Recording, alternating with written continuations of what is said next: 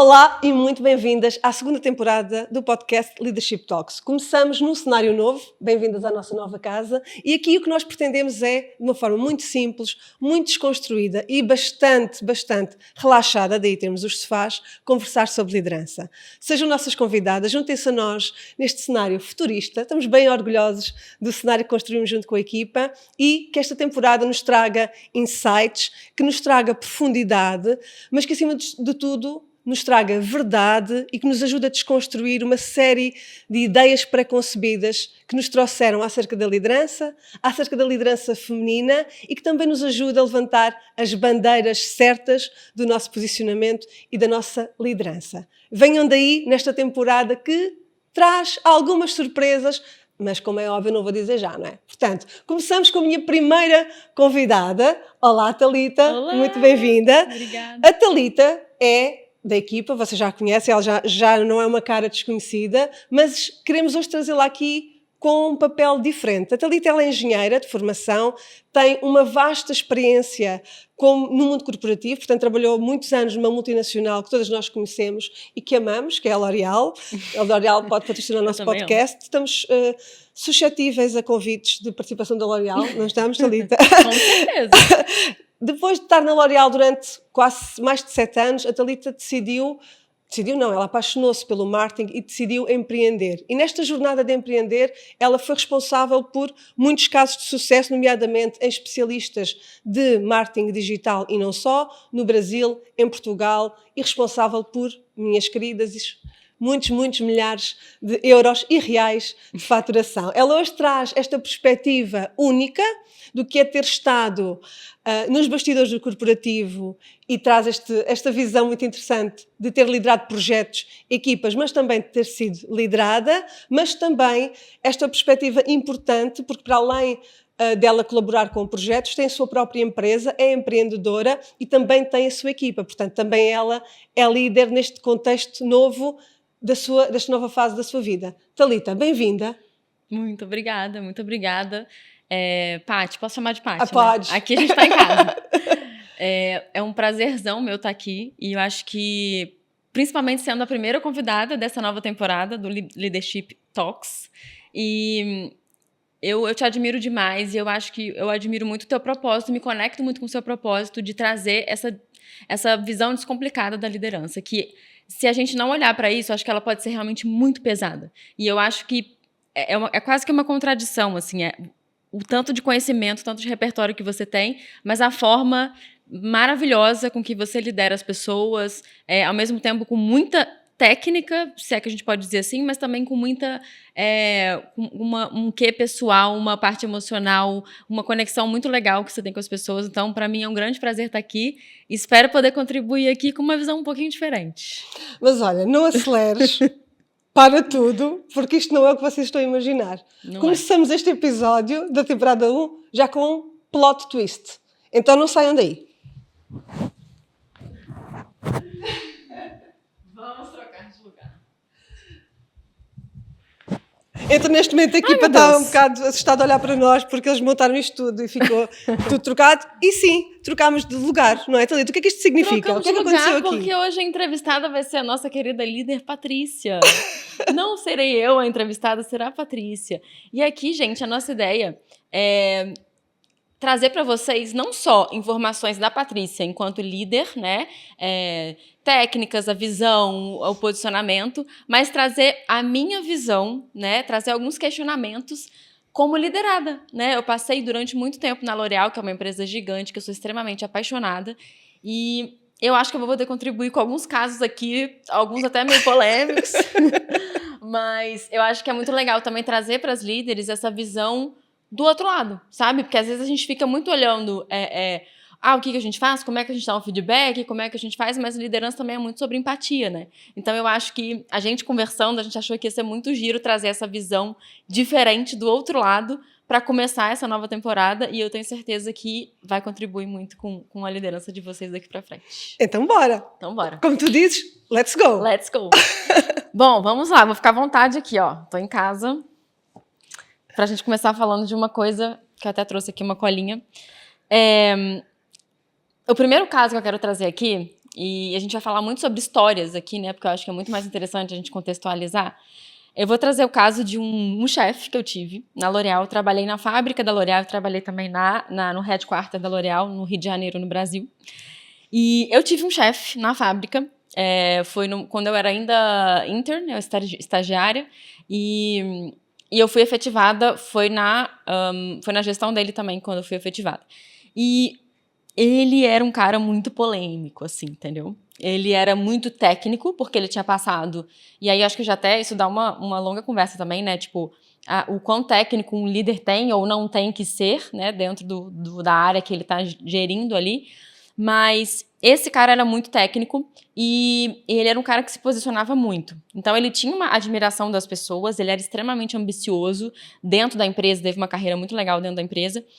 Só que quando ele chegou na área, ele reuniu toda a equipe na área. E a frase dele foi exatamente essa. Oi, gente, tudo bem? Não sei o quê, eu sou fulano.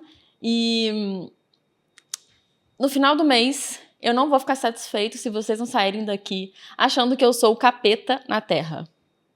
Essa foi a frase dele. E eu imagino estagiária, eu olhei para aquilo e falei assim, meu Deus, o que isso significa?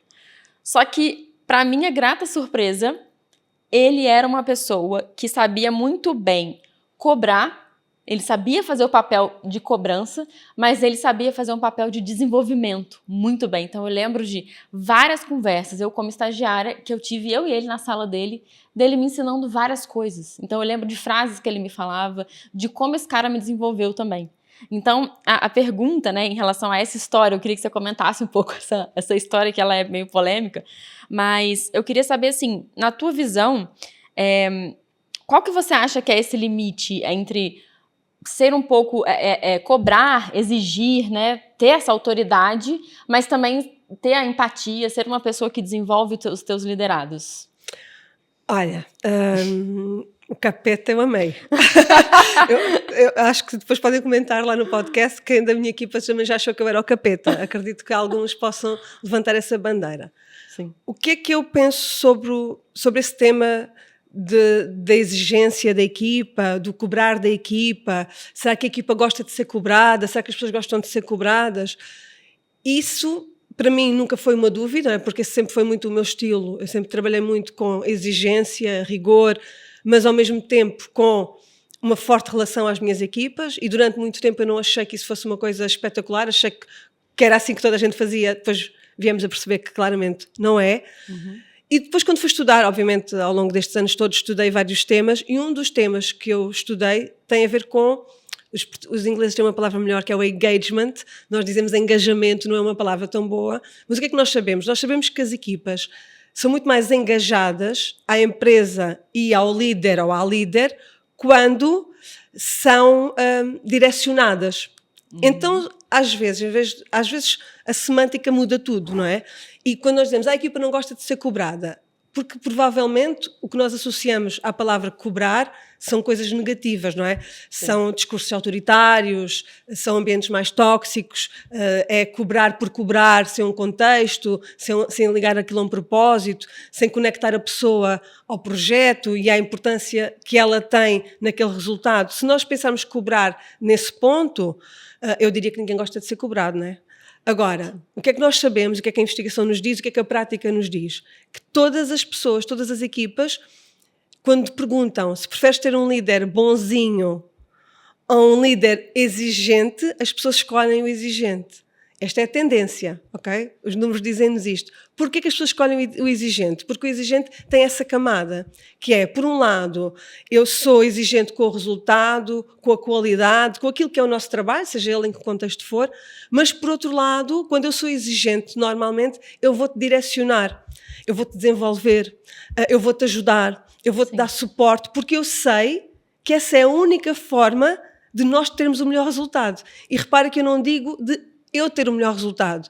Eu estou intencionalmente a dizer de nós termos o melhor resultado. Porque eu também acredito que um dos problemas que nós temos enraizados nas culturas corporativas e nas nossas equipas, em diferentes contextos, passa por o líder se colocar num lugar de eu e eles. E eu sei que isto é muito fácil dizer, e no Instagram e no LinkedIn fica Mara, é nós, não é eles. Ok, mas na prática as tuas ações dizem o quê? Porque quando tu queres exigir da tua equipa, quando tu queres cobrar, e não temos que ter medo de usar a palavra cobrar, porque ela, se for bem aplicada no dia-a-dia, nós temos que cobrar resultados das nossas equipas, não temos como, não é? Se eu efetivamente ajudar e der suporte, acompanhar a minha equipa, estiver lá para eles e pensar nisto numa lógica de sinergia e que os dois juntos vamos conseguir ter um melhor resultado, então eu acho que o cobrar comes with the job.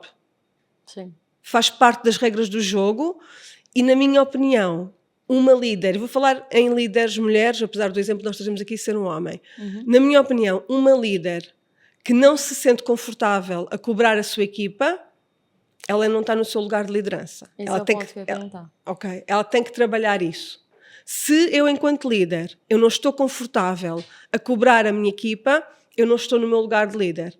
Algo em mim não está trabalhado. Provavelmente a minha identidade enquanto líder, não é? Provavelmente a forma como eu vejo a função, a forma como eu me posiciono e aquele que é o meu papel. Se calhar não tenho clareza de qual é o meu papel naquela estrutura. Se calhar, muito provavelmente, eu ainda estou na cadeira da executante, daquela que era operacional, daquela que fazia as coisas, daquela que atingia os resultados. E eu não fiz aquilo que nós chamamos, na nossa metodologia, a grande transformação. E se tu não fazes a grande transformação, que nós aqui simbolizamos um bocadinho com esta troca de cadeiras, tu tens mesmo que trocar de lugar. Porque quando tu passas a liderar uma equipa, o teu sucesso não é o teu resultado, é o resultado da tua equipa. Sim. E tu vives sucesso através dos outros. Isto é meio claustrofóbico, porque tu deixas de controlar. Tua forma de controlar é outra, né? Não é mais um controle de que você vai lá e resolve, mas você tem que influenciar a equipe de alguma forma, você tem que liderar, né? É fazer com que as pessoas, fazer num bom sentido, né? Com que as pessoas façam aquilo que tem que ser feito, mas também sejam motivadas, sejam felizes, sejam direcionadas. Então, realmente é um desafio, né? E eu acho muito legal você falar isso, porque eu acho que, falando no lugar de liderada e num lugar muito meu, claro que eu não quero aqui colocar um monte de regras, mas é trazer a minha visão, né, a minha experiência. E uma coisa que eu sempre senti é que eu realmente prefiro essa pessoa que é mais, que cobra mais, óbvio, né, da forma correta, e que cobra mais, que também dá o suporte. Isso é importante falar, porque tem muita gente que só cobra e não dá suporte.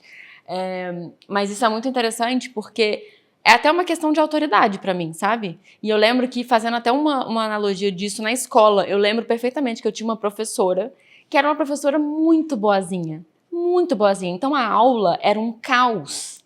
A aula era um caos. Todo mundo falava... Era ao ponto de eu ficar com pena dessa professora. Eu ficava assim, gente, para de falar. Eu era, sei lá, adolescente, jovem. E eu falei, gente, para de falar. Tadinha, eu ficava com pena dela. Então, você imagina isso. Tá, uma professora tem um cargo ali de liderança porque ela tá te ensinando coisas, né? Mas como é que você vai influenciar uma pessoa se você não tá conseguindo mostrar autoridade para ela também? O que você acha disso, assim? Eu acho que não é compatível, não é? Mas esse lugar da boazinha dá pano para mangas e dá uma temporada. Nós podíamos fazer uma temporada de Leadership Talks só sobre a líder boazinha. O ponto é que eu vou trazer aqui uma visão que eu sei que é um pouco polémica, mas também não tenho esse problema naturalmente em mim. O lugar da boazinha, quando eu sou uma líder boazinha, as pessoas às vezes pensam que tem a ver com eu querer ser boazinha para a minha equipa. E as líderes boazinhas que estão a ver este episódio, agora preciso que ouçam este ponto com muita atenção. Há um grande quê de egoísmo na líder boazinha. Olha aí, que mudança de perspectiva. O que é que eu vou trazer com esta minha visão?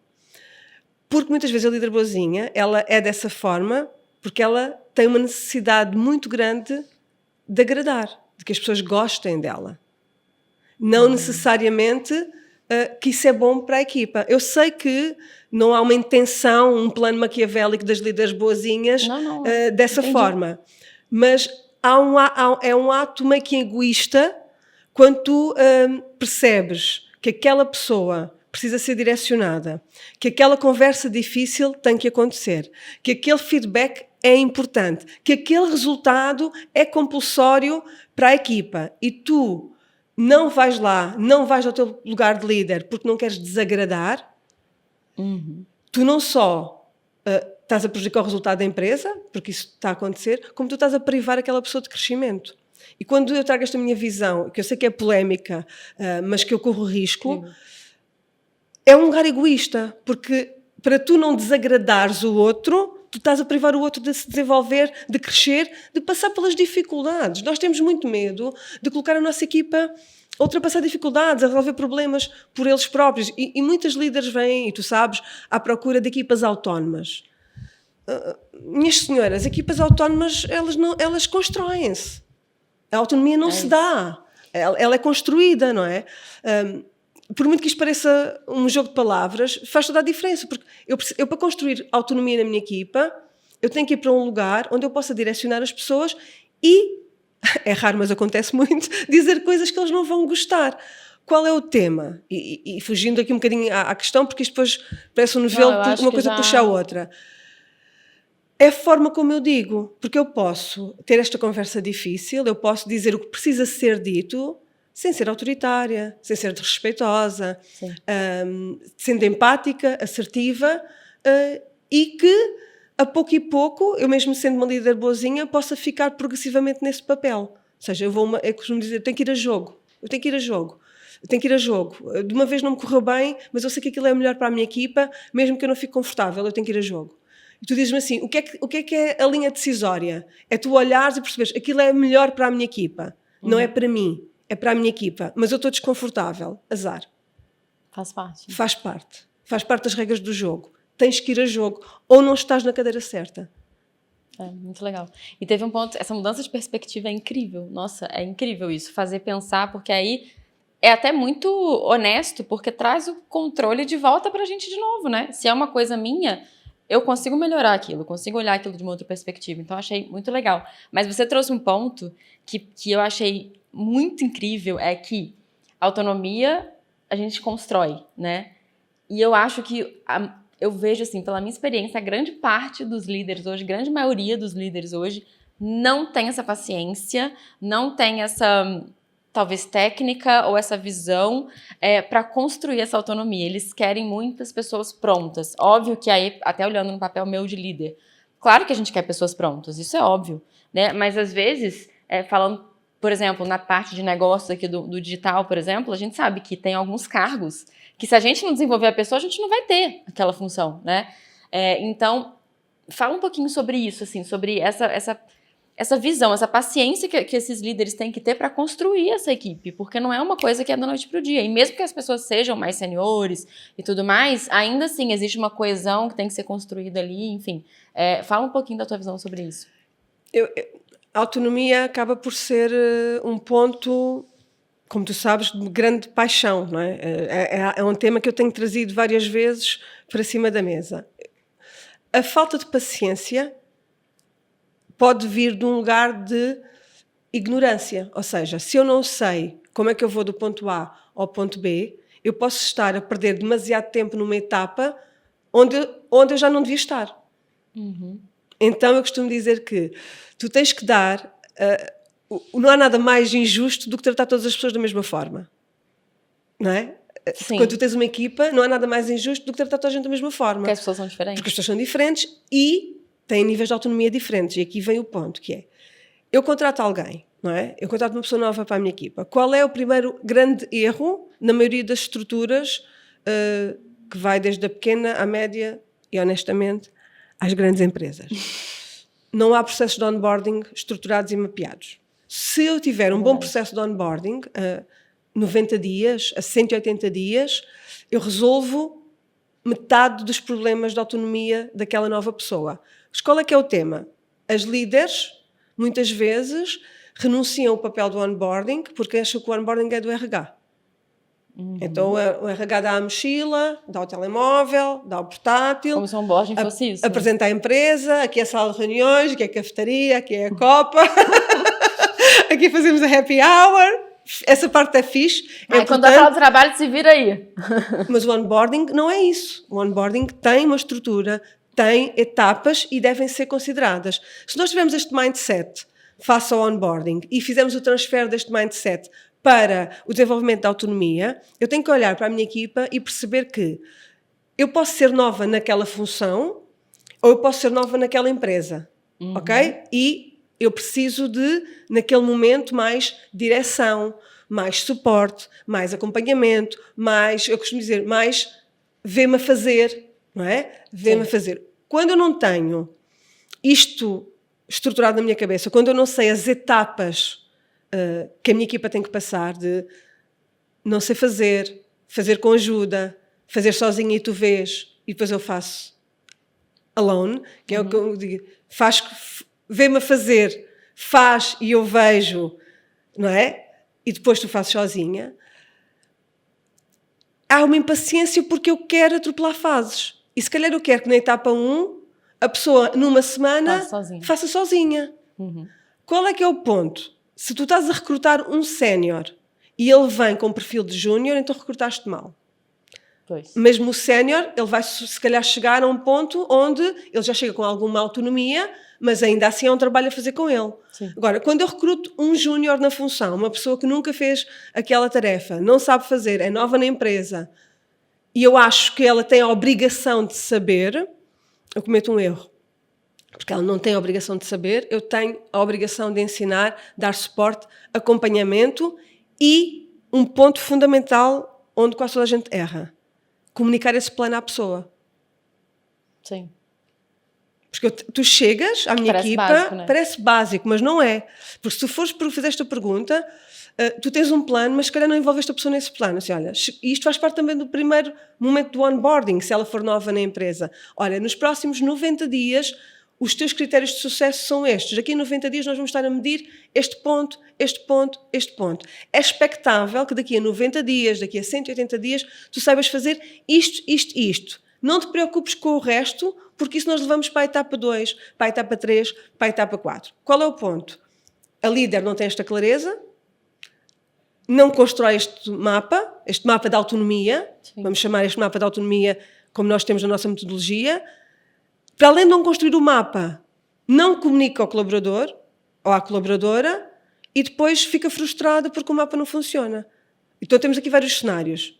A líder não tem paciência porque não tem mapa, então vai no improviso, para a esquerda, para a direita, e se calhar aquela pessoa está demasiado tempo naquele estágio e já podia estar a fazer coisas sozinha, e eu estou ali, e não testo a pessoa, não sei se ela já está pronta, não tenho mapa, estou em piloto automático. Sim. Tenho esse mapa, mas o mapa está só meu, não comuniquei e não envolvi a pessoa nessa construção. E isto é um erro, porque repara, nós somos adultas e queixamos muitas vezes que as pessoas estão meio infantilizadas, que os adultos estão meio infantilizados. Mas será que nós estamos a tratar adultos como adultos? Não é? Ou será que nós estamos a tratar adultos como crianças? Como é que eu quero ter um adulto autónomo, proativo, se ele não faz parte do processo? Se ele não foi envolvido no seu próprio plano de desenvolvimento? Sim. Quem é que me explica este milagre da autonomia? Porque isto é só um milagre, ok? Sim. Só consigo ter uma pessoa autónoma assim, mas antigamente... Vamos aqui agora. Mas antigamente as pessoas já chegavam proativas. Não, as pessoas chegavam porque elas tinham que desenrascar, não é? Então as pessoas chegavam às estruturas, muitas vezes em ambientes um pouco mais tóxicos do que felizmente nós temos agora, e as pessoas tinham que se desenrascar. Então quando nós estamos muito tempo neste lugar de mas antigamente é que era, mas eu não era assim, mas quando eu cheguei eu era proativa. Há vários pontos aqui e provavelmente tu eras proativa, então se calhar provavelmente é por isso que és líder e aquela pessoa não é. Provavelmente tu já tinhas ingredientes que te colocaram e que te posicionaram de uma forma diferente. Eu digo isto muitas vezes, se toda a gente fosse como tu, proativa, nós não precisávamos de líderes. Se as pessoas fossem autolideradas e proativas, a liderança era um bocadinho desnecessária, não é? Porque é que nós, no lógico do que é uma liderança? Se a pessoa fosse autónoma, autoliderada, proativa, para que é que nós precisávamos de líderes? Não precisávamos. Então as pessoas precisam de nós. E se nós olharmos isto como um sentimento de missão, as pessoas precisam de nós, as pessoas precisam de ser desenvolvidas, precisam de ter um plano claro, eu acho que a coisa fica um pouco mais leve e a paciência ela vai sendo trabalhada porque eu percebo que eu estou num processo. E se eu tiver um processo com início, meio e fim, eu não posso estar no início à espera do fim, porque isso faria de mim uma pessoa incoerente. Sim, perfeito. Nossa, excelente, muito bom. Tem um outro tema aqui que eu queria trazer também, que isso aqui aconteceu o seguinte, numa outra situação, e eu sentia, enquanto liderada, que o meu líder, ele estava... Eu queria pensar numa expressão portuguesa para falar isso, mas ele estava... Eu não sei se a gente pode colocar um pi, não sei se eu posso falar alguma coisa. Eu não sei se eu posso falar, mas enfim. Ele estava, tipo, nem aí para mim. Vamos falar de uma forma mais leve, nem aí.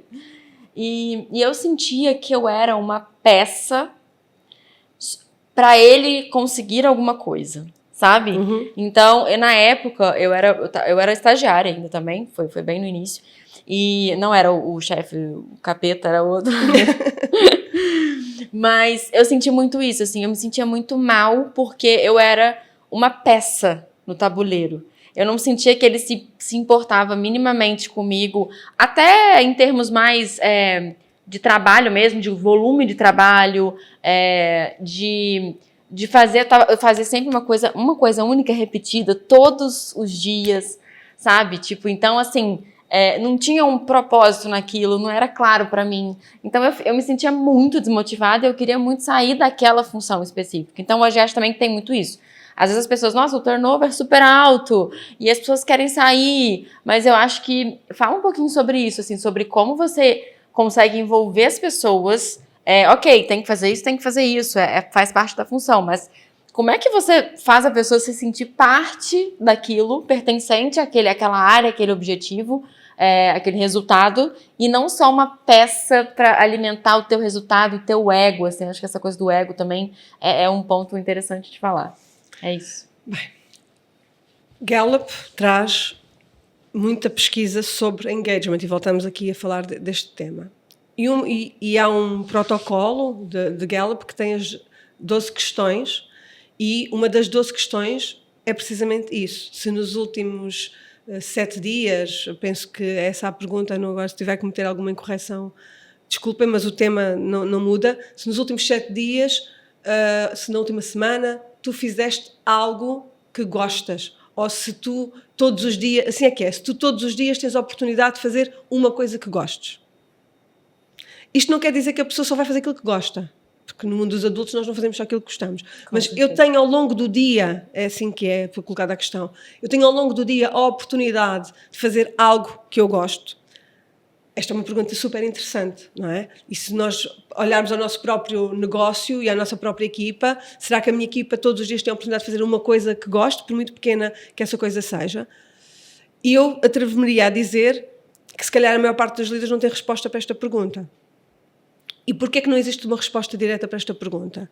Porque a maior parte, e isto é algo que nós assistimos, porque as pessoas chegam-nos com determinadas condições à nossa escola e nós vemos as condições do Portugal, portanto nós não estamos a falar dos Estados Unidos, do Canadá, do Brasil, estamos a falar do contexto português. Sim. As pessoas chegam-nos sem momentos de um para um com as pessoas da sua equipa. E eu não tenho, Thalita, como saber o que é que a minha equipa gosta se eu nunca me sento a falar com essas pessoas. Não fiquem com a expectativa que numa reunião da equipa as pessoas vão falar daquilo que gostam, daquilo que gostavam de fazer, ou que numa avaliação de desempenho eu vou esperar 6 meses, 1 ano para dizer aquilo que eu gosto. Sim. Se calhar 6 meses eu já me perdeste. Não é? Se calhar 6 meses eu já estou nos números do turnover. Exato. Não é? Então, nós precisamos de compreender, e toda a gente gosta de partilhar as frases do Simon e os reels do Simon, mas eu gostava mais que as pessoas aplicassem o que está ali por trás, não é? Se tu não entendes de pessoas, não entendes de negócio, porque as pessoas são o que faz o teu negócio, não é? Uhum. Então, mas vamos pôr isso na prática, não é? Na prática, eu cuido das pessoas e as pessoas cuidam do meu negócio. Ok, mas o que é cuidar das pessoas? Primeiro, para cuidar eu tenho que conhecer. Não é? Eu não consigo cuidar de uma pessoa se eu não conheço as suas necessidades. Porque eu posso achar que estou a cuidar e estou a ser um carrapato de chata. Sim. Não é? E eu acho que aquilo é super incrível e a pessoa olha assim, ai que chata, sempre com a mesma conversa. Então, se eu não sei o que é que tu precisas, eu posso estar a tirar ao lado, não é? Quando nós pensamos nesta questão que o líder tem que atingir objetivos e as empresas precisam de atingir objetivos e as equipas existem para atingir objetivos, isto ainda ganha maior peso, que é como é que eu posso fazer esta pessoa atingir os objetivos, que são coletivos, mas que se parte desse objetivo é uma tarefa repetitiva, o que é que eu posso trazer para o dia dela que lhe alimente esse engajamento? E às vezes é tão simples como mudar o como. Ou seja, a tarefa não pode mudar. Aquela tarefa tem que ser realizada. A tarefa é chata para a pessoa. Imagina que eu tenho a frontalidade de me sentar contigo e dizer assim, Thalita, de 0 a 10, quanto é que tu gostas de realizar esta tarefa? E tu dizes, bem, fazer esta tarefa. Se tu tivermos uma boa relação, uma relação de frontalidade... Se tiver abertura para falar, se tiver essa abertura, mas vamos assumir que tem, não é? Porque a maior parte das lideranças são bem intencionadas. A maior parte das líderes querem o melhor para as suas equipas. Então vamos assumir que essa abertura existe. E tu dizes assim, esta tarefa para mim é um 2, 3, eu não gosto de fazer. E tu sabes que aquela tarefa ela tem que ser perpetuada nas próximas 4 semanas. Nas próximas 4 semanas a pessoa vai ter que estar a fazer aquilo. E tu dizes, ok, então vamos aqui conversar. E tendo em conta que nós não podemos mudar o quê, Thalita, tu vês uma forma diferente de fazer esta tarefa que te traga maior satisfação?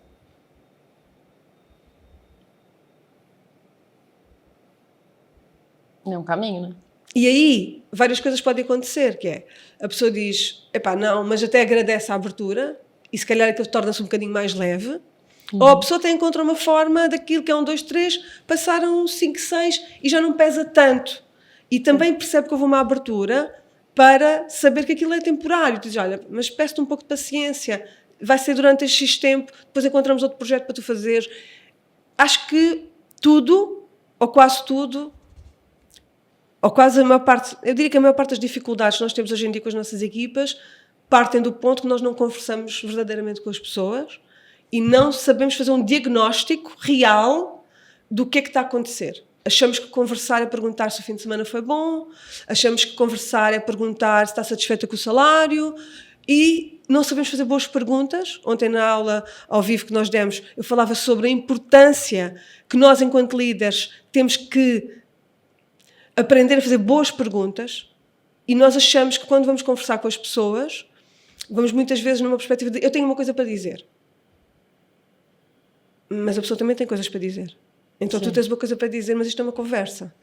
Então a tua coisa não é mais importante que a coisa do outro.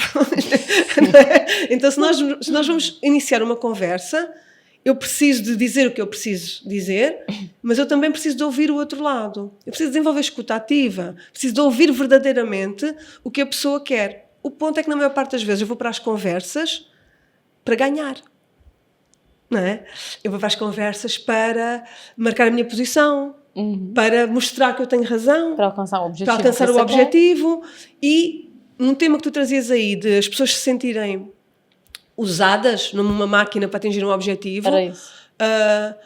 Muitas vezes vem de muita manipulação também, e às vezes nós sabemos que aquilo é uma seca, e estamos a vender aquilo como se fosse espetacular. Isto é de muito pouca coerência.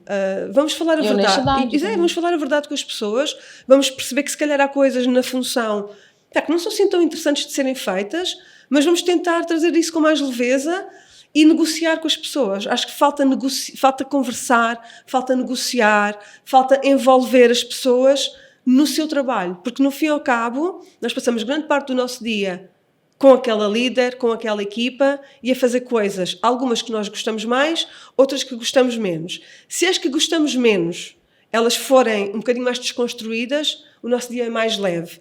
Se eu olhar para a minha líder e perceber que ela está a fazer o seu trabalho, que é ajudar-me a atingir os resultados pelos quais ela também é cobrada, mas ela faz isso de um bom lugar, que é preocupar-se comigo, com o meu bem-estar, e no limite dizer-me, Thalita, eu lamento que tu não estejas feliz a realizar essa tarefa, mas neste momento nós não temos outra alternativa.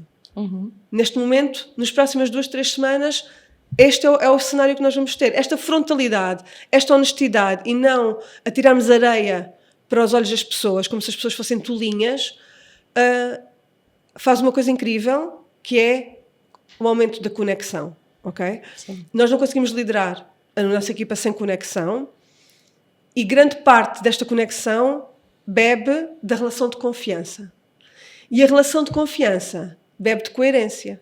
Portanto, eu preciso ser coerente entre aquilo que eu penso, digo e me comporto para ganhar a confiança da minha equipa para os nossos níveis de conexão aumentarem. Sim. Então, não vale a pena a gente tentar tirar uma destas partes e depois querer o resultado final. Eu quero uma equipa conectada, envolvida, motivada, mas eu não sou coerente, eu não construo confiança, então eu tenho só o telhado. E numa casa não se suporta só com o telhado. Perfeito. E teve um ponto que você falou que eu achei muito interessante, que é você perguntar, saber fazer perguntas e estar realmente interessado em ouvir. E saber ouvir, ter escutativa. E aí na hora veio um paralelo comigo nas vendas. Porque hoje eu falo muito isso, trabalho com vendas e o que eu falo muito é isso.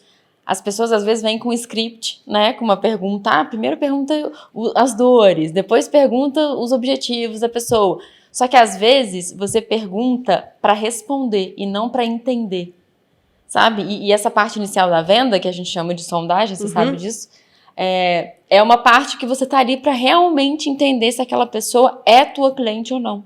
Não é para você simplesmente, eu falo isso, não é que aquela pessoa é um saquinho de dinheiro com perninhas, sabe? Que você só quer vender para ela para ganhar o teu dinheiro. Não, você tem que ter uma escuta ativa e entender se realmente aquilo ali, se é para ela, porque às vezes não é, né? Então, tipo, eu fiz um paralelo muito legal e essa coisa do você enxergar o outro com um saquinho de dinheiro de perninhas na venda é muito como eu me sentia usada, sabe? Tipo, apenas uma peça. E eu acho que isso tá bem longe de ser liderança, assim, na minha visão, né? E foi muito interessante isso. Eu acho que nós perdemos muita energia e as vendas são um processo de liderança. Há uma conversa, total. não é?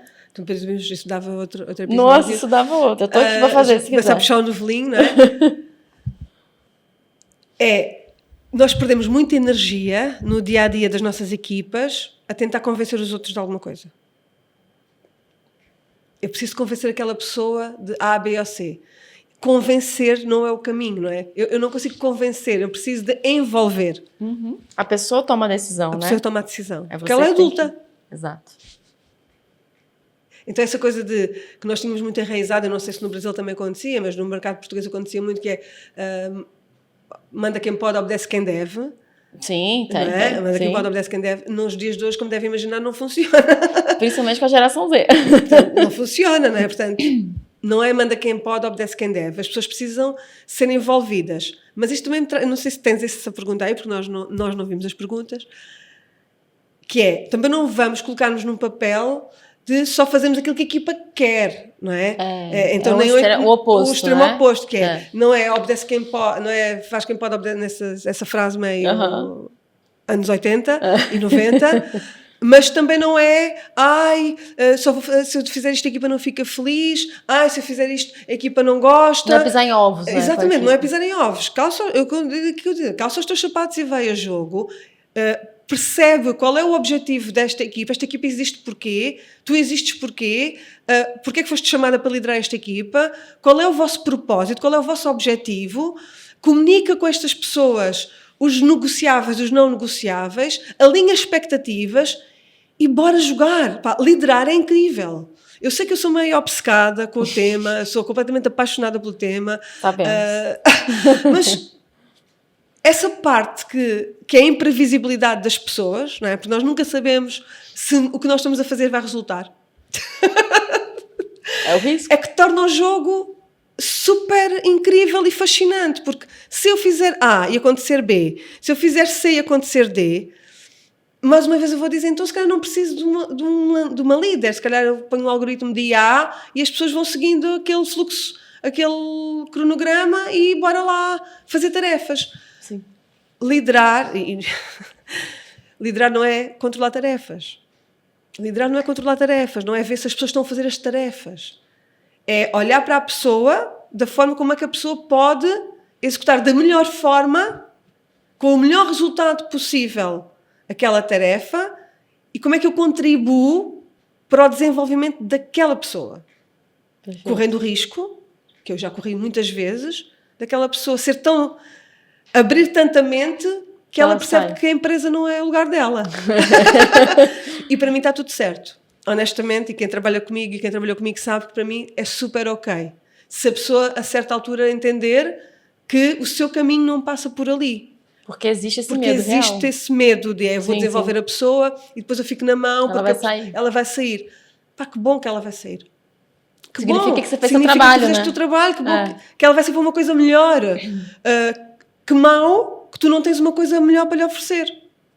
Pois. Essa é a única coisa que tu podes lamentar. Quando tu perdes alguém bom da tua equipa, que tu desenvolveste, potenciaste e não tens um lugar melhor para lhe oferecer, ou porque a tua empresa não permite, ou porque a tua estrutura não permite isso, não é? Não tens essa capacidade financeira, que mal para ti que tu não tens essa oportunidade, que bom para a pessoa que ela vai voar. É isso. Muito legal. Muito legal. Aí, pegando até um gancho disso, né? Dessa coisa de desenvolvimento, né? E a gente fala também da questão financeira, de receber promoção, aumento, tudo mais. Eu quero fazer uma pergunta polêmica aqui, polêmica. Hoje, eu já vi isso em muitas situações. E eu digo não só quando eu trabalhei no corporativo, mas hoje também no meu negócio, nos negócios que eu trabalho, que é o seguinte. Às vezes, você tem uma pessoa na tua área ali, né? Que você lidera aquela pessoa. E eu já vi pessoas muito insatisfeitas, por exemplo, estou há muito tempo sem receber um aumento e tudo mais. Então, muitas vezes o líder tem um jogo que ele precisa fazer ali por questões de budget, né? Tipo, não consigo dar aumento para essa pessoa, ou tenho que escolher uma pessoa, isso já aconteceu muito, tenho que escolher uma pessoa para dar aumento, e aí aquela pessoa ali também merecia. E como é que você vê isso, esse jogo, assim? É um jogo difícil muitas vezes de decidir, porque de algum lado você vai perder, sabe? Como é que você enxerga isso? Como é que o líder lida com isso, até com a insatisfação daquela pessoa, por exemplo, que por algum motivo, talvez naquele momento não recebeu aquela promoção? Vou trazer uma resposta que não é politicamente correta, ok? Vou trazer a verdade daquilo que eu sinto, não é uma verdade absoluta, é aquilo que eu sinto. Aquilo que eu sinto é que todas essas situações, não sendo ideais, elas são melhor absorvidas com verdade, ok? E, uma vez mais, também não se resolve isso no fim da linha. O que é que eu quero dizer com isto? Não é no fim da linha que isso vai ter uma solução milagrosa. Uma vez mais, se eu tiver rituais e rotinas de acompanhamento da minha equipa, de planos de desenvolvimento, de conversas de 1 para 1, isso não vai ser uma surpresa para a pessoa nem para mim. Porque a pessoa teve um plano de desenvolvimento, a pessoa tem um plano de ação, a pessoa tem um acompanhamento e ela sabe o que é esperado dela. E eu, enquanto líder, eu não posso prometer aquilo que eu não posso cumprir. E nem tudo no mundo corporativo é sobre aumento de salário, mas muito é sobre gestão de expectativas. Em algum momento, eu preciso perceber se a expectativa daquela pessoa ao final do ano é ter essa atualização de salário, e se eu não sei isso é porque eu não conversei com essa pessoa, ok? E se essa expectativa existe, eu tenho que alinhar a pessoa para as reais potencialidades daquilo acontecer ou não. E ter planos. O que é que eu chamo isto de ter planos? Que é, ok, e eu trabalhei muitos anos no corporativo e trabalhei muitos anos com impossibilidade real e justa de não poder promover e desenvolver pessoas para cargos, funções que se calhar elas tinham, se calhar não, que elas tinham imenso potencial, mas que eu não tinha isso para lhes dar. Mas tinha uma coisa muito bem feita, na minha opinião, que é a gestão de expectativas, que é, nós vamos trabalhar juntas e juntos para desenvolver esta competência A, B ou C, na certeza que no final nós podemos não conseguir esta promoção, nós podemos não conseguir esta atualização de salário, mas isto será sempre um ganho para a pessoa, porque ela se desenvolveu, porque ela evoluiu. E no final, uma vez mais, a pessoa tem que fazer uma escolha, porque se a pessoa estiver numa empresa que 1 ano, 2 anos, 3 anos, tu enquanto líder fizeste o teu trabalho, deste o máximo, fizeste planos de desenvolvimento, fizeste reconhecimentos além do salário, deste-lhe projetos para ela desenvolver, ela faz mentoring aos júniores, mas a partir de certa altura ela precisa, ela quer, ela ambiciona essa atualização de salário e a tua empresa não tem para lhe dar, tu vais ter que perceber que no final a pessoa vai fazer uma escolha se aquele é o lugar certo para ela estar ou não. Sim. Tu só tens que fazer o teu papel, que é dar-lhe as condições para ela continuar a evoluir além das atualizações do salário e negociar isso com ela. Ok, não acontecendo esta atualização de salário, o que é que tu gostavas que acontecesse? Legal. Voltamos às perguntas, não é, Thalita? Comunicação de novo também, né? Voltamos às perguntas, que é, eu não posso tentar adivinhar que a Thalita quer um salário e se ela não quiser um salário ela vai embora. Pode haver aqui um ponto que ajuda-te ali a ficar, nomeadamente um projeto, um desenvolvimento de um produto, uma área de responsabilidade, dar formação. Há tanta coisa que tu podes fazer para desenvolver as tuas pessoas. Eu sei que o salário é básico, nós não vivemos palmadinhas nas costas, não é? Sim. Mas quando não existe essa possibilidade, também não é ou há salário ou não é nada. O que é que nós podemos fazer pelo meio para essa pessoa se sentir reconhecida? Porque salário é sobre reconhecimento, não é? Eu quero me sentir reconhecida. Sim. Eu quero ser promovida porque, a não ser que seja por ego, e é todo um outro tema, mas normalmente as promoções, elas representam reconhecimento. É um merecimento. Não é? É um merecimento, um reconhecimento. Que outras, não tendo a hipótese A, talita que hipóteses tu vês de ser reconhecida dentro das condições atuais para eu perceber se isso é viável. Sim. Então diz-me o que é que tu vias como boas opções de te sentires reconhecida caso a hipótese A não aconteça, que eu vou estudar, eu vou avaliar, eu vou perguntar e eu vou perceber o que é possível e trago-te essas possibilidades numa próxima vez que estivermos juntas. Legal. Acho que tem que ser desta forma, com verdade, com percebermos que não vale a pena acharmos que as pessoas não têm esse direito. As pessoas têm o direito de quererem ser promovidas. Sim, com certeza. E fazer aquele tema, mas ela não merece ser promovida. Okay? Mas ao longo desses 3 meses, 6 meses, quantos feedbacks nesse sentido tu lhe deste? O ponto que você falou de não ser uma surpresa, né? Eu acho que esse é um ponto também que já aconteceu algumas vezes, que geralmente numa avaliação semestral, trimestral, anual, que seja, existe a avaliação do líder e a sua autoavaliação, né? O ideal é que essas coisas, elas precisam estar parecidas, né? Porque se elas estiverem diferentes, é que tem alguma coisa errada, né? Então, isso já aconteceu também muitas vezes. Eu acho que essa honestidade, a comunicação assertiva, essa clareza desde o início, né? Eu acho que isso atenua muito um possível impacto caso aconteça alguma coisa nesse sentido. Então, bem interessante, bem legal. Tem mais uma que também agora eu vou te bombardear com coisas polêmicas. Eu sei que você consegue responder. Uma coisa que eu também sempre senti, né, no papel de liderada e também de líder, é uma coisa que eu olho muito, que é a questão de proteger a equipe. Uhum. E aí eu vou te dar alguns exemplos, algumas situações. Por exemplo, numa reunião, né, na L'Oréal, eu vivia muito isso. A gente tinha reuniões de apresentação de resultados, e como eu fazia, justamente quando eu estava no headquarter, eu era meio que o centro entre o negócio, o marketing, e foi dali também que eu me apaixonei pelo marketing, com a fábrica. Então, para a fábrica, eu trazia a mensagem da sede. E da sede, eu trazia a mensagem para a fábrica. Tipo isso. Então, eu estava sempre ali naquele meio. Entalada no meio. Exatamente. O líder que está entalado no meio. Exatamente. E aí, E muitas vezes eu tinha esse papel de apresentar resultados da fábrica, que às vezes não eram muito bons, para a liderança da sede. E eu acho que a questão de, às vezes, ter alguma coisa errada, como é que o líder consegue blindar um pouco a equipe nesses momentos mais difíceis, sabe? Ou, por exemplo, proteger mesmo no sentido de... Vou dar um outro exemplo. A gente trabalhava muito com volume de plano de produção. Isso na fábrica. E aí, o que acontecia? A gente tinha que fazer uma validação daquele plano no ciclo de S&OP, a gente fazia uma validação mensal desse plano. E eu trabalhava nessa época junto com as empresas terceirizadas que produziam para a L'Oréal. E eu tinha que validar um volume de plano. Esse mês a gente consegue fazer isso. Já tinha um planejamento, a gente validava mensal. E aí eu falei, esse mês a gente consegue fazer isso. E aí tinha toda uma questão política ali, de tipo, do que eu realmente consigo fazer e do que eu sei que a demanda vai precisar naquele momento, né? Enfim, 1000 questões por trás disso, mas muitas vezes a gente tinha que validar um plano que a gente sabia que ia ser muito difícil de alcançar, só que eu entendo que para mim a liderança naquela época também tinha um desafio de falar, isso aqui eu não consigo fazer, sabe? Então, até que ponto que você fala que não, a minha equipe não consegue entregar, mas aí também você bate de frente com uma questão política muito tensa ali.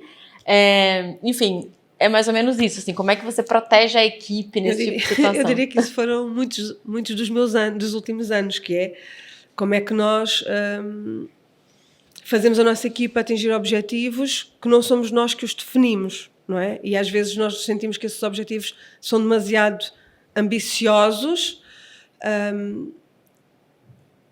Eu trago sempre aquela que é a minha perspectiva, não é? Não tenho aqui a intenção de me posicionar como guru e de ter dogmas e verdades absolutas e em algumas vezes mudo de opinião. Não é? Não tenho certezas profundas sobre as coisas.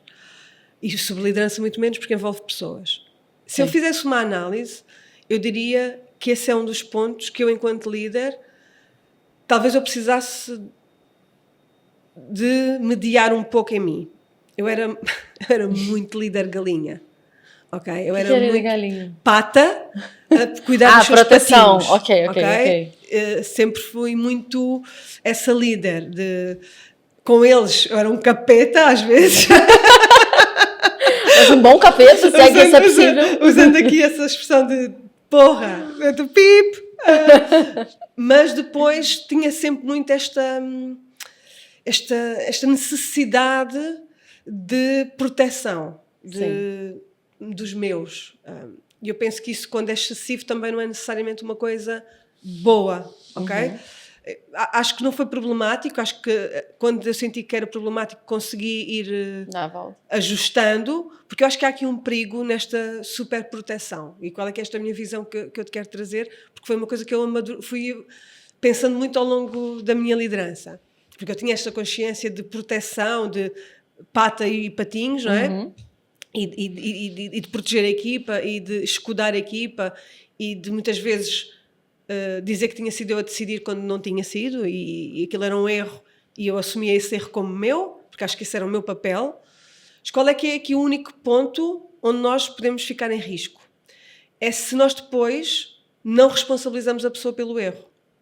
Imagina, eu estou numa reunião de direção, numa board, numa reunião de direção, onde a equipa é acusada de A, B ou C, e eu bato de frente, eu defendo que fui eu, que estava planeado, que era assim que tínhamos que fazer, que aquela é a forma certa de fazer, o que seja. Eu defendo essa posição, mesmo até sabendo que a minha equipa até possa ter errado. Se eu depois não vou trabalhar isso com a minha equipa e eles sentem que tudo o que eles fizerem, tu defendes, esse é o único ponto que eu acho que pode ser prejudicial para o desenvolvimento da equipa, para o desempenho da equipa e para os níveis de competitividade da equipa. Quando falamos de equipas que precisam de atingir resultados, se tu estás sempre a proteger e não os responsabilizas também por essas questões, e eles sentem que no matter what, tu vais lá e dás a cara, e com eles está tudo ok, isso a médio prazo joga contra ti. Então, esse era sempre quase como uma luzinha que eu tinha sempre acesa na minha cabeça, que é: será que eu estou a passar a mensagem certa à equipa? Será que esta proteção está a passar a mensagem certa? E como é que eu preciso que eles entendam que este ponto precisa de ser melhorado? E então acho que passa muito por esta relação de proximidade, de confiança, de conexão com a tua equipa, para que quando tu vens com algo que não está ok, eles entendam que aquilo não está mesmo ok. Né? Porque se tu dás reconhecimento, se tu dás aquele power, mas aquele ponto não está ok e tu trazes aquele ponto, eles levam mais a sério. Assim, ok, então para ela trazer isto é porque efetivamente isto precisa de ser melhorado. Legal. Acha que nunca te podes colocar naquela posição de dizeres assim: estão a ver, eu fui lá e defendi-vos, eu estou sempre a dar a cara. Isso é bem podre. Isso é podre. Isso aí não adiantou nada para inglês. Ou seja, tu, mais uma vez estás aí para o papel da boazinha, é quase passivo-agressivo isso. Isso aqui é uma validação, né? É quase passivo-agressivo. Eu defendi-te, mas tu agora deves-me uma coisa. Exato. Não, já estragou tudo. Então, defendeu. Não vai agora jogar na cara da equipa que defendeu. Exato. Porque eu estou sempre a dar a cara por vocês e vocês não me reconhecem. Mudamos de lugar outra vez. A equipa não tem que reconhecer o teu trabalho. Ok? Então, nossa, polêmica essa frase aí. A equipa não tem que reconhecer o teu trabalho. A equipa não tem que reconhecer o teu trabalho. Tu não tens que precisar da validação da tua equipa. Interessante. Quem tem que reconhecer o teu trabalho... Quer falar mais sobre isso? Posso falar. Eu estou numa caixinha de temas polémicos porque eu sei que eu trago algumas visões que... Mas tem que ter alguém para falar isso, sabe? Eu acho que... Eu vejo muito você nesse lugar. Porque eu sempre falo isso, você é uma pessoa que... Eu, como trabalho na sua equipe, algo que a gente tem falado muito é isso. As pessoas têm que conhecer esse lado seu.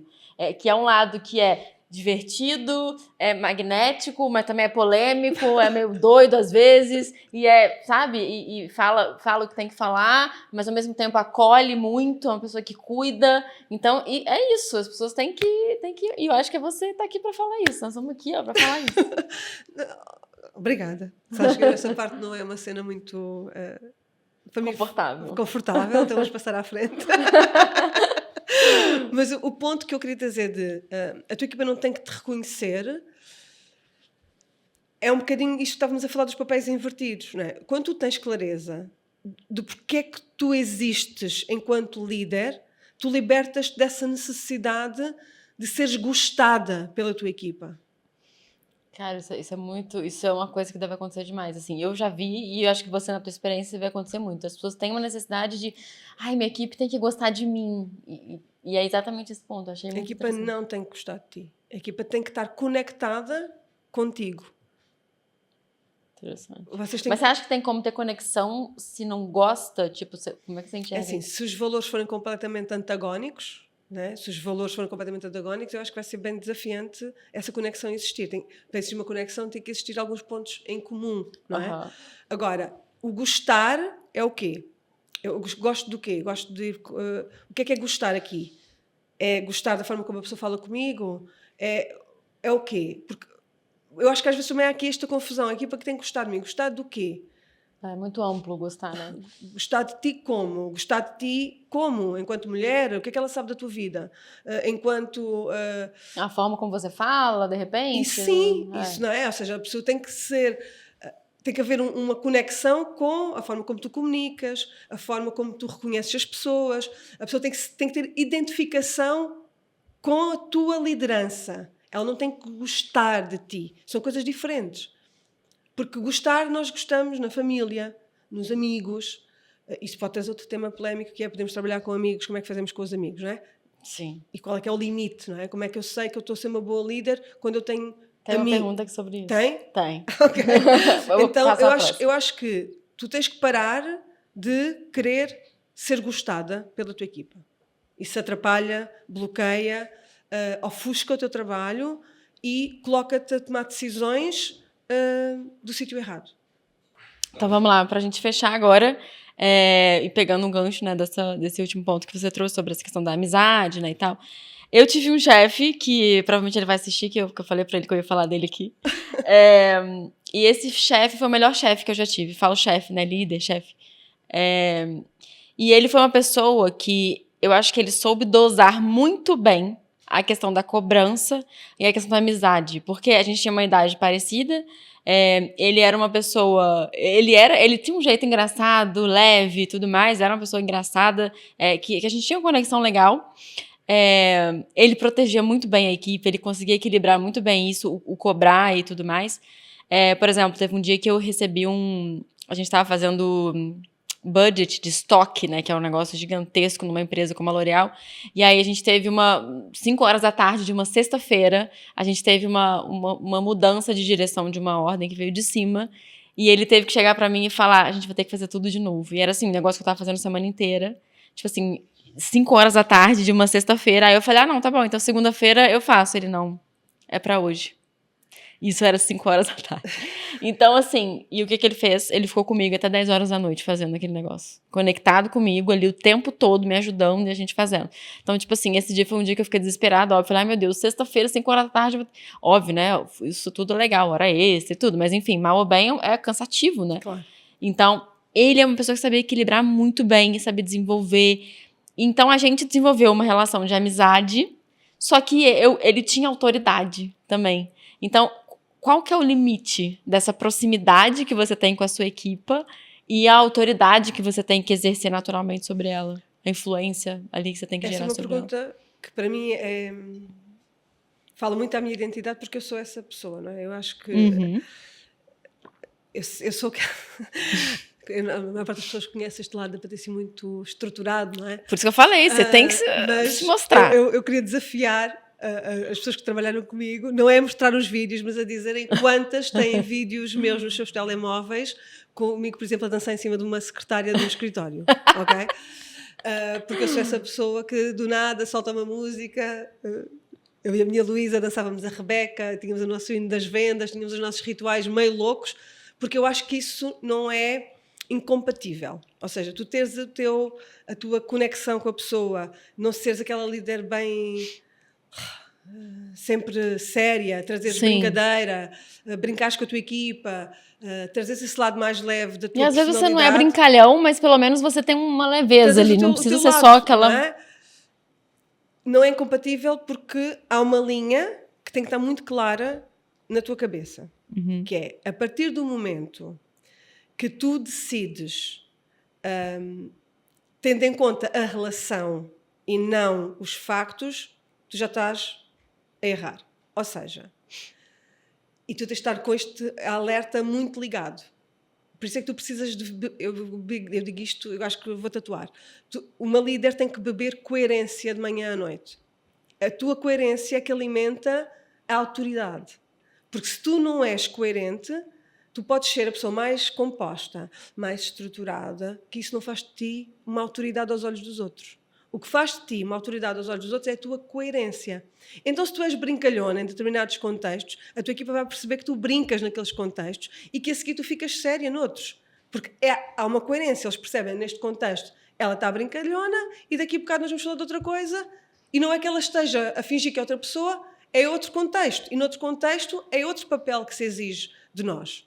Esta coerência entre o teu papel e a forma como tu comunicas com a tua equipa e aquilo que é suposto tu fazeres, tem que estar muito alimentado. E a partir do momento que tu percebes que decides pela relação e não pelo que aconteceu, tens de dar um passo atrás. Já a amizade está a afetar e Sim. vais começar a ser vista como aquele é o preferido, aquele tem preferidos, ela fala assim porque é o preferido, entendes? Então, É verdade. quando tu tomas decisões, tu tens que refletir muito se aquela decisão ela foi tomada porque a relação existe ou porque aquilo era um facto e um acontecimento. Eu tinha uma rotina, hoje em dia já não faço tanto isso porque não sou tão sobrecarregada de decisões na minha empresa atualmente. Passo de uma estrutura onde liderava 100 e muitas pessoas para uma estrutura onde lidero 6 ou 7 e metade estão no Brasil. Portanto, já tudo em remoto, não é? Portanto, hoje em dia o meu estilo de liderança é completamente diferente, como tu sabes.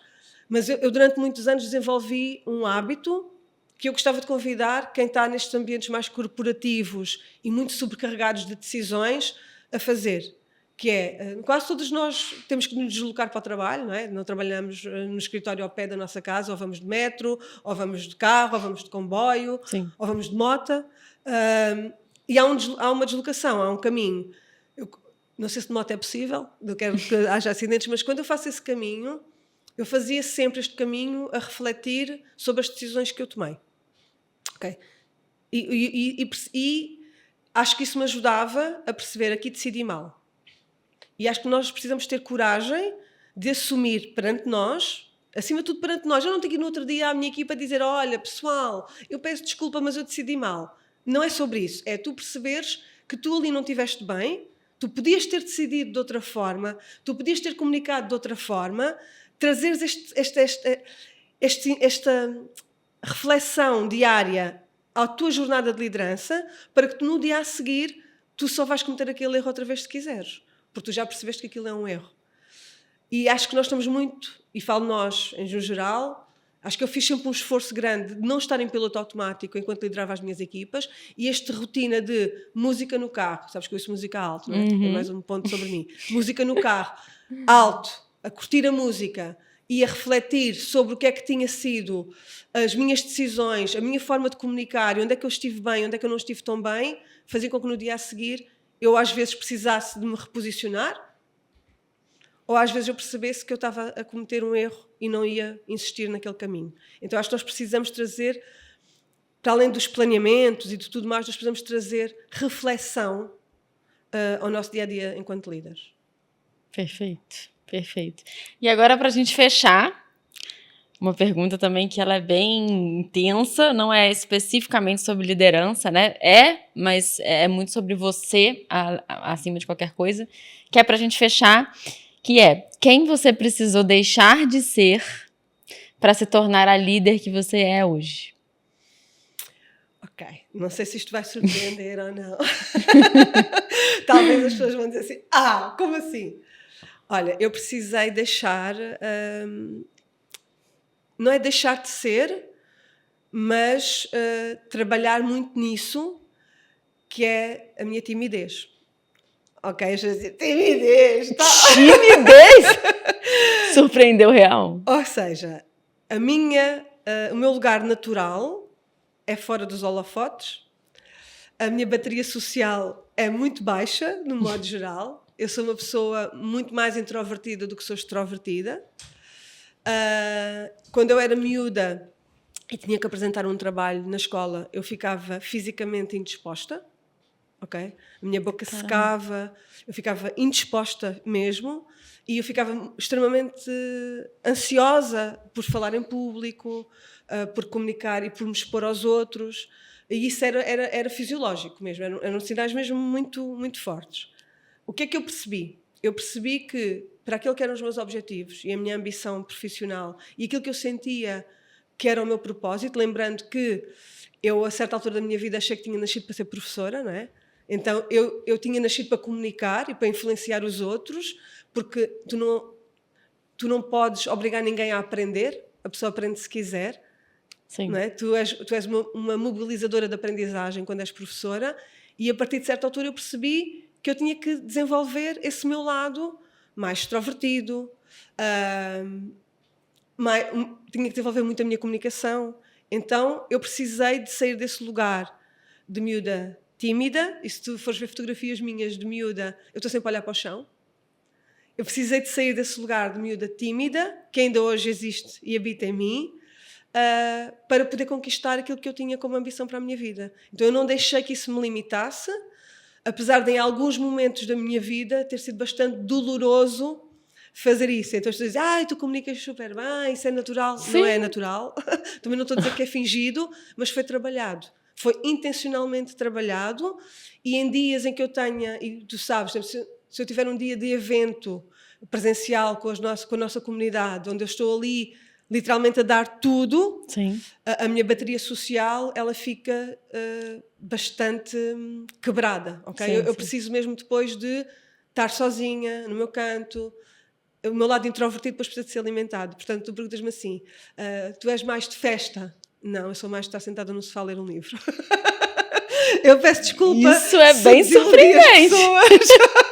Isso é bem surpreendente. Mas esta sou eu na sua mais verdadeira essência. Eu sou tímida na minha essência, no meu estado mais natural, sou introvertida, mas eu não deixo que isso me condicione. Trabalhei, construí, e portanto hoje em dia tenho prazer em palestrar para 100 pessoas, 200 pessoas, 300 pessoas. Mas não ficas nervosa? Toda a gente fica nervosa. De gravar um podcast para um monte de gente. Não fico nada nervosa hoje em dia, ou seja, não fico ansiosa, fico entusiasmada. Tensa, né? Sim. Não fico tensa, fico entusiasmada, porque hoje em dia tenho prazer nisso.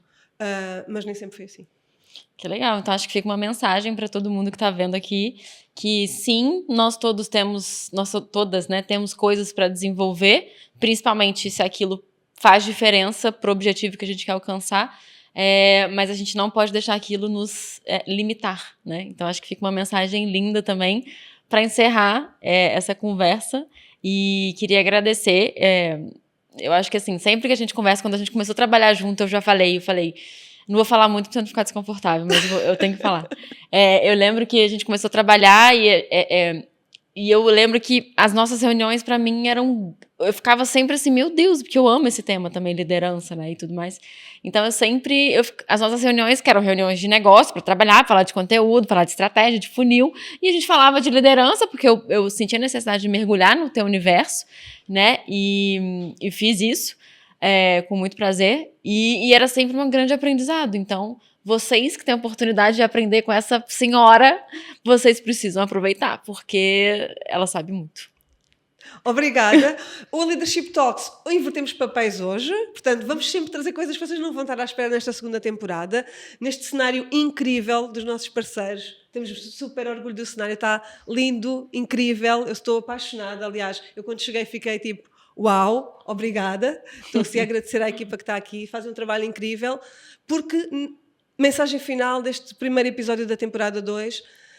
Nós não fazemos nada sem as nossas pessoas, sem a nossa equipa, sem relações, sem sinergias e sem olharmos para a vida de uma forma que não seja win-win. Quando nós vamos para as relações a achar que eu tenho que ganhar mais do que o outro, na liderança, na vida, nos negócios, está errado. Bem-vindas, uma vez mais, à Leadership Talks, temporada 2, e o episódio 2 já está aí a chegar, mas como é óbvio não vamos dar spoiler.